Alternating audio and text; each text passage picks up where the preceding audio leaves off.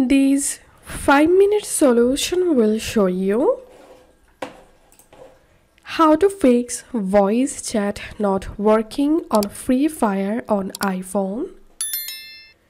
So if you're trying to solve voice chat not working on Free Fire, follow these quick solutions.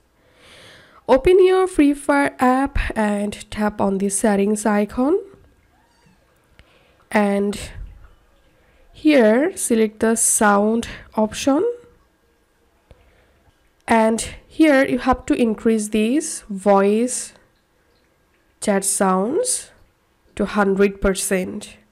And then audio balance, select automatic. Active in device background, select on. Tap on confirm. And then check the issue. The second solution is enable mic for Free Fire app. Go to your iPhone settings, scroll down, tap on privacy, tap on microphone, and here search for Free Fire. All you have to need just enable mic for Free Fire from here, and then check the issue.